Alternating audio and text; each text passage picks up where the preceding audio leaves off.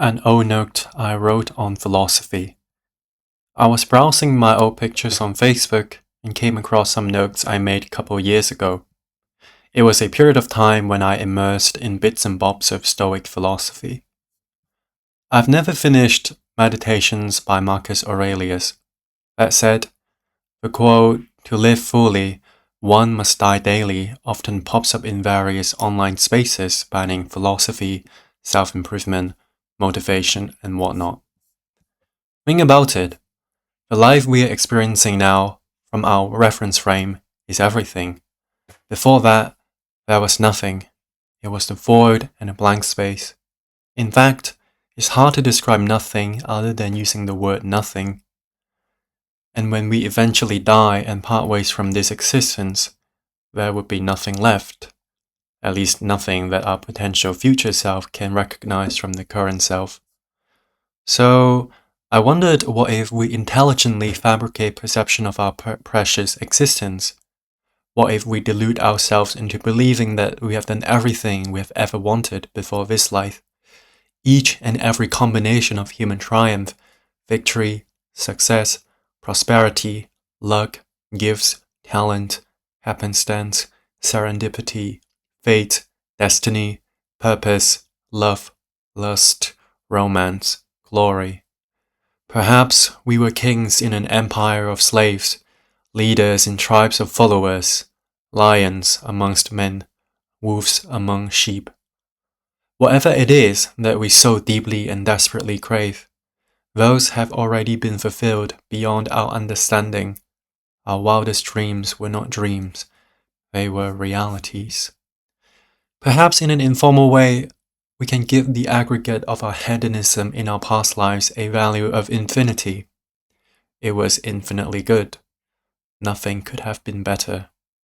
Now, snapping back to reality, to this very instant that we are reading this line, quickly, our consciousness informs and begrudgingly reminds us of the imperfections and hopefully the goodness of our current lives.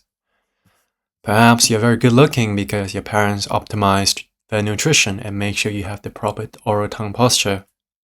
You have perfect occlusion and wide midface, thus giving you a quote-unquote nice personality in the eyes of the opposite gender. Or your parents have worked hard enough, and through a series of favorable events inside and outside of their volition, you are wealthy. You don't need to worry about money. These are great things, but no matter how good they are so far, far away from infinitely good. Because human desires simply know no bounds.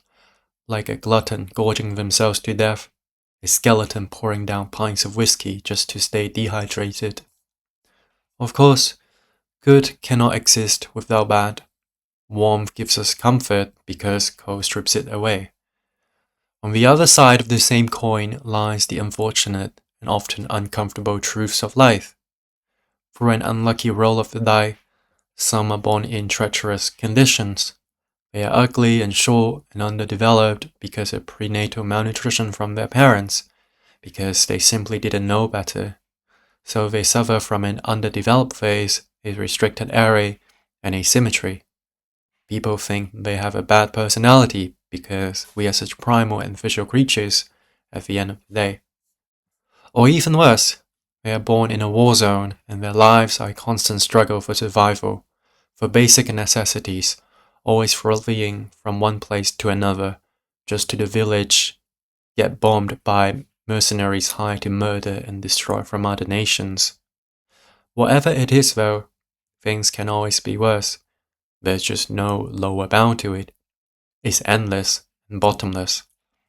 You see, everyone's lives on this plane of existence are beyond shadow of a doubt finitely good or finitely bad. If a rigorous mathematicians can keep their mouth shut for a while and let me do the magic, then we can treat infinity as a number, as in we can operate simple arithmetic on them. Infinity plus finite positive equals infinity. Infinity plus finite negative equals infinity.